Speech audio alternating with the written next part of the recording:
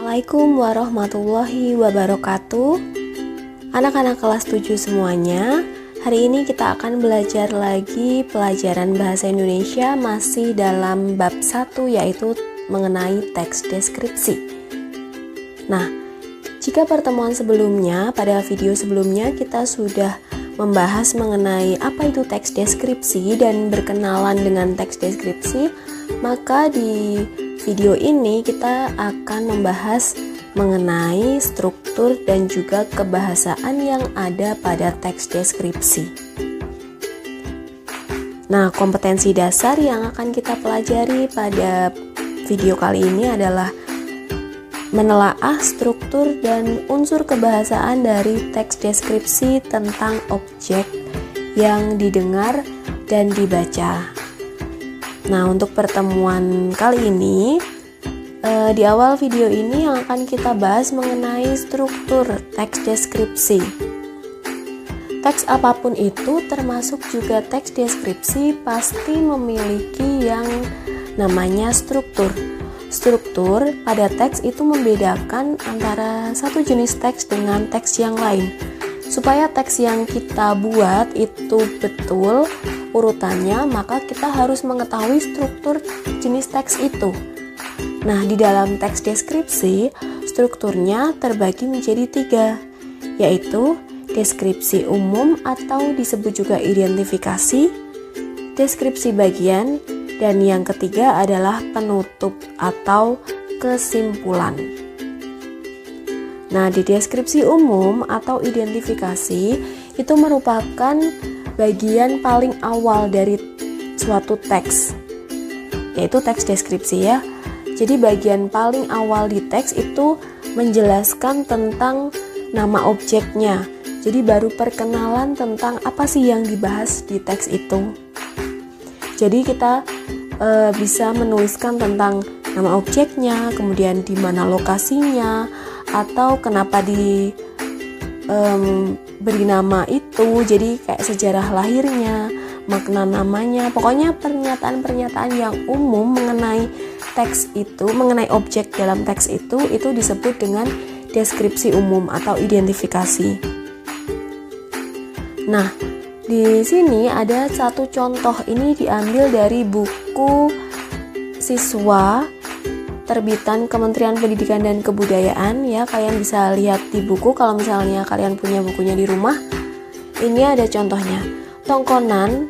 Jadi tongkonan itu adalah nama sebuah rumah adat di Indonesia, salah satu jenis rumah adat di Indonesia namanya tongkonan. Tongkonan adalah rumah adat masyarakat Toraja.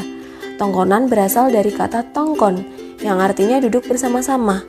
Suku Toraja yang memiliki rumah adat ini pegunungan yang berbatasan dengan Kabupaten Nrekang, Sulawesi Selatan. Nah, kalau kita baca di paragraf ini tuh baru mengenalkan apa sih yang dibahas di teks ini, yaitu rumah tongkonan, di mana lokasinya, kenapa disebut tongkonan. Jadi baru kenalan-kenalan tentang objek itu. Itu contoh dari deskripsi umum atau identifikasi. Yang kedua adalah deskripsi bagian. Nah, di deskripsi bagian ini merinci bagian objek berdasarkan tanggapan subjektif penulis. Jadi, ketika sudah berkenalan dengan objeknya, maka di teks deskripsi bagian selanjutnya kita bisa merinci objek itu. Misalnya kalau di rumah adat tongkonan tadi, setelah tahu objeknya, baru di paragraf selanjutnya kita bisa merinci apa saja bagian-bagian yang ada di rumah adat itu. Misalnya dia terbuat dari kayu, ukirannya seperti apa, kayak gitu. Itu namanya deskripsi bagian. Jadi tergantung apa yang dideskripsikan, objeknya apa. Kalau misalnya kita mendeskripsikan tentang seseorang, manusia misalnya, diri sendiri misalnya ya, di bagian deskripsi bagian itu kita bisa menjelaskan tentang ciri-ciri fisiknya atau ciri-ciri sifatnya. Itu namanya deskripsi bagian. Jadi tergantung apa yang kita bahas, seperti itu. Nah, selanjutnya kesimpulan atau penutup. Bagian terakhir ini berisi kalimat-kalimat untuk menutup teks deskripsi. Diberi simpulan. Kadang ada teks deskripsi yang tidak memiliki bagian ini. Tidak masalah. Tapi yang jelas kalau tidak ada bagian ini berarti dia strukturnya kurang lengkap, tapi tetap bisa disebut sebagai teks deskripsi. Nah, contoh kalimat penutup atau kesimpulan, sungguh kaya warisan budaya Indonesia. Kita bangga memiliki warisan budaya dengan nilai artistik yang tinggi dan unik. Rumah adat Tongkonan warisan budaya yang perlu kita jaga. Nah, terlihat bahwa di bagian terakhir ini itu sudah berupa kesimpulan, bukan lagi memberikan detail tentang objeknya, tapi sudah menutup teks itu. Kita bisa memberikan pendapat kita di situ. Seperti itu mengenai struktur dari teks deskripsi. Nah, yang kita pelajari kedua adalah unsur kebahasaan. Nah, ini walaupun kita membuat teks sebagus mungkin, tapi ketika kita tidak bisa menuliskannya dengan benar tata bahasanya, maka teks kita kurang bagus. Jadi kita belajar tentang unsur kebahasaannya. Yang pertama kita pelajari adalah kata imbuhan untuk kata dasar berawalan huruf K, T, S, P.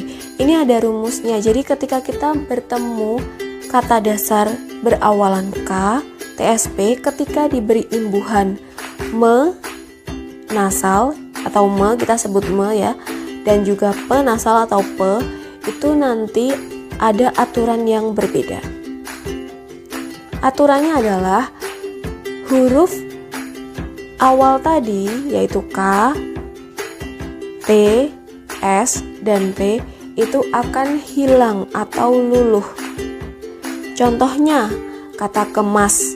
Ketika kita kasih imbuhan menasal di awalnya, maka bukan menjadi menkemas, tapi yang betul mengemas.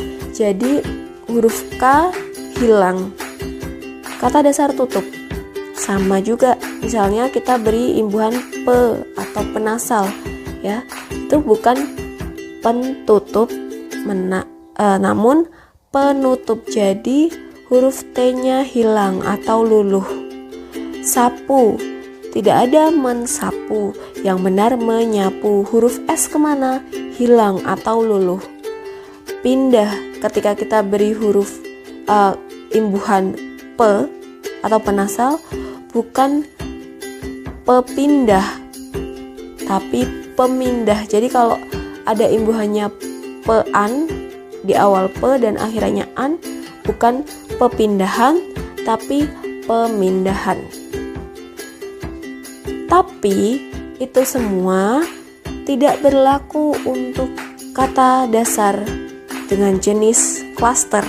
Klaster itu apa? Klaster adalah huruf konsonan double. Jadi setelah huruf K, T, S, P itu tadi, kalau dia hurufnya konsonan, misalnya kata kritik, setelah huruf K, huruf R. Jadi bukan huruf vokal. Ini namanya kata dasar klaster. Nah, yang seperti ini itu ketika diberi imbuhan menasal atau penasal, maka tidak bisa luluh.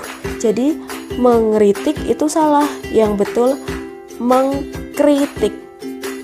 Mentransfer salah, kalau T-nya hilang, yang betul mentransfer. Jadi tetap ada. Yang selanjutnya mengenai penggunaan di. Dua jenis di yang kita gunakan. Yang satu adalah kata depan, yang satu adalah imbuhan. Kalau kata depan itu disebut juga preposisi dan menunjukkan keterangan tempat atau keterangan waktu. Misal di sana, di sini, di sekolah.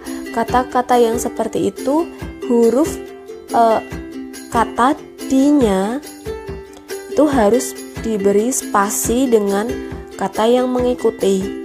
Jadi tidak boleh digabung. Sedangkan di yang menunjukkan kata kerja pasif atau dikenai tindakan, itu berarti bukan kata depan tapi imbuhan. Contoh, ditulis, ditarik, diinjak, diminta. Nah, itu semua tulisannya tidak boleh ada spasi, jadi langsung tanpa spasi. Ini karena imbuhan. Nah, coba kita latihan dulu supaya tambah paham. Yang pertama, ada banyak kendaraan di jalanan. Di jalanannya di situ dilihat. Yang kedua, kami diminta datang ke sekolah. Coba dilihat dimintanya. Yang ketiga, toko itu baru saja ditutup. Nah, tulisannya itu bagaimana? Apakah ketiga kalimat ini sudah benar? Jawabannya adalah seperti ini. Yang nomor 1, salah. Karena menunjukkan tempat, harusnya diberi spasi. Yang nomor 2, benar. Karena menunjukkan kegiatan pasif, kata kerja pasif, jadi tidak ada spasi. Yang nomor 3, salah. Karena ada spasi, harusnya digabung karena menunjukkan kata kerja pasif, bukan tempat. Nah, sekarang yang terakhir yang kita pelajari mengenai kata umum dan kata khusus. Kata umum disebut juga hipernim, misalnya kata warna. Nah, kata khusus itu disebut juga hiponim, jadi merupakan bagian-bagian dari kata umum itu. Misal, warna berarti kata khususnya ada hijau, merah, biru. Kalau hijau sendiri itu menjadi kata umum, maka kata khususnya hijau tua, hijau muda. Seperti itu. Kata umum, misal melihat. Melihat ada berbagai macam jenis, memandang, melirik, melotot, dan sebagainya. Bisa dilihat di layar ini. Nah, sudah paham mengenai itu semua? Sekarang latihan soal supaya tambah paham.